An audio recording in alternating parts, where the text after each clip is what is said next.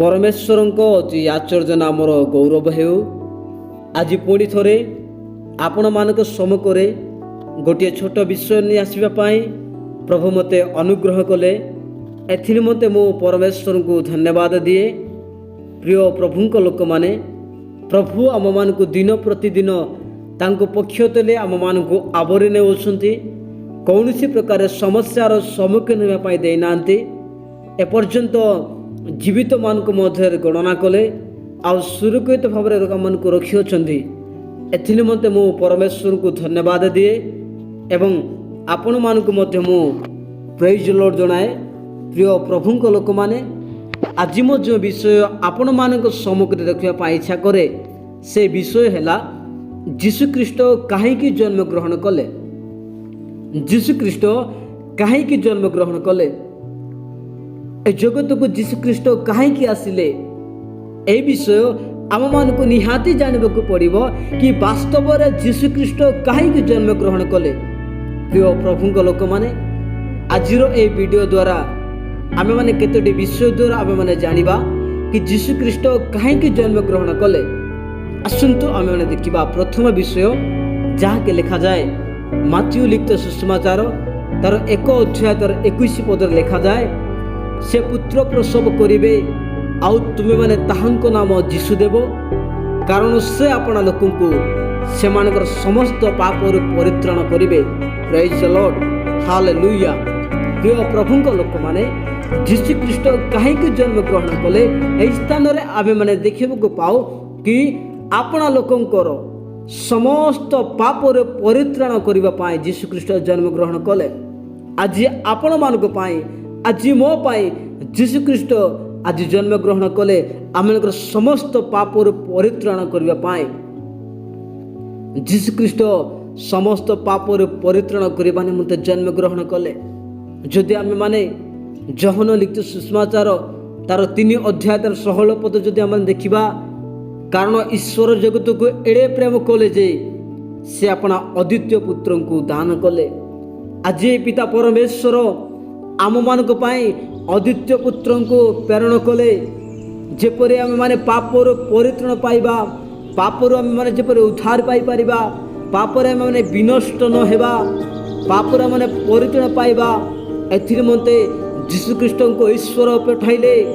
प्रिय प्रभुंक लोक माने आउ जदि माने गलात्य पुस्तक 4 अध्याय 4 पद जदि आम माने देखिबा काल संपूर्ण होते ईश्वर अपना निकट निज पुत्र को प्रेरण कले। Praise the Lord. आज जीशु ख्रीष्ट ए जगत को आसिले ईश्वर पठाइले आम मान को पठाइले जगत को जीशु ख्रीष्ट को जेपरि आम माने पापर परित्राण पाइबा पापर माने जेपरि उद्धार पाइबा समस्त पापर परित्राण करबा पाए जीशु ख्रीष्ट जगत को आसिले। हालेलुया। प्रिय प्रभुंक लोक माने कारण जीशु छड़ा आउ काहाटारे परित्राण नाही। प्रेरित पुस्तक 4 अध्याय 12 पद लिखा जाए कि ताहांको छड़ा आउ काहाटारे परित्राण नाही। जीशु ख्रीष्ट आज पापर परित्राण करबा पाए जगत को आसिले आम समस्त पापर परित्राण करबा पाए। आज माने होई पारे अनेक प्रकार पापर थाई पारू आमने बड़ बड़ पाप करि थाई पारू। आज पापर परित्राण करबा निमंते जीशु ख्रीष्ट जन्म ग्रहण कले।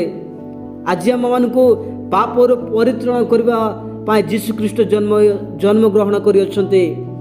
जीशु ख्रीष्ट निजे कहि अछंती जदि आम माने देखिबा यूहन्ना लिखित सुसमाचार तार 12 अध्याय तार 47 पद जदि आम देखिबा जीशु ख्रीष्ट कहते जगत को परित्राण करने को आसी। आज आम मान को परित्राण करबा निमंते जीशु ख्रीष्ट जन्म ग्रहण कले। आज आम माने जेपरि परित्राण पाइबा एथिर मते जगत को जीशु ख्रीष्ट आसिले। Praise the Lord. प्रिय प्रभुंक लोक माने कहीं से यूहन्ना लिखित सुसमाचार 3 अध्याय तार 17 पद लिखा जाए जगत जेपरि ताहांको द्वारा परित्राण प्राप्त हुए एथिपाई ताहांको प्रेरण कले। आमे माने केवल जीशुଙ୍କ द्वारा परित्राण पाई परिबा ताहांको द्वारा आमाने परित्राण पाइबा एमते ईश्वर जीशुख्रीष्ट के जगत को पठाइले। यह अटे प्रथम विषय। जीशुख्रीष्ट कहीं जगत को जन्म ग्रहण कले। प्रथम विषय होची आम मान समस्त पापरु परित्राण करने जीशुख्रीष्ट जन्म ग्रहण कले। आज आम मैंने किपर परित्राण पाई पारिबा? जीशुख्रीष्ट तो परित्राण करने जन्म ग्रहण कले, किंतु आम किपर आज परित्राण पाई पारिबा आमको यह जानवा को पड़ो।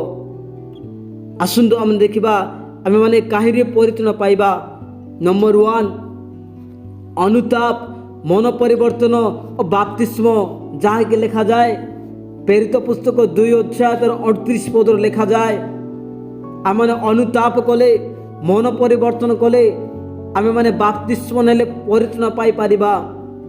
द्वितीय विषय है ईश्वर को स्वीकार और विश्वास कले। ईश्वर को स्वीकार कले एवं विश्वास कले आम मैंने परित्राण पाइबा। रोमियो लिखित सुसमाचार 10 अध्याय 9 एवं 10 पद लिखा जाए। तृतीय विषय ईश्वर को वाक्य अनुसार आचरण कले आम मैंने परित्राण पाइबा।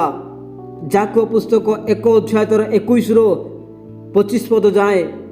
आउ चतुर्थ विषय है शेष पर्यंत धैर्य धरिले आम मैंने परित्राण पाइबा। माथ्यू लिखित सुसमाचार 10 अध्याय 22 पद। जीशुख्रीष्ट आज आम मान को परित्राण करने जगत को आसी अछंती। आम मान को आज परित्राण पाइबा हेब। आज से परित्राण करने आसिले आम मैंने जपरि ताहांको द्वारा परित्राण पाइबा। यही 4टी विषय द्वारा आम मैंने जानिलु कि आम मैंने कहीं परित्राण पाई पारिबा। प्रिय प्रभु लोक मैंने जीशु आज परित्राण करने आज आसी अछंती। आज आम मैंने परित्राण पाऊ, जीशुख्रीष्ट निकट को जाऊ। Hallelujah, praise the Lord. प्रिय प्रभु लोक मैंने आसतु आम देखा द्वितीय विषय जहाँकि लिखा जाए मलाकी पुस्तक 4 अध्याय 2 पदरे मात्र आम नाम को भय करुअछ जे तुमे माने तुम मान प्रति धर्म रूप सूर्य आरोग्यदायक किरण संयुक्त हो उदित हेबे। आउ तुमे माने बाहर हो हुष्टपुष्ट गवस्त तुल्य कूदा मारिब। Praise the Lord. आज आम मान आम मैंने जदि परमेश्वर को भय करुचु आम मान जीशुख्रीष्ट आज जन्म ग्रहण कले, धर्म रूप सूर्य उदित हेले।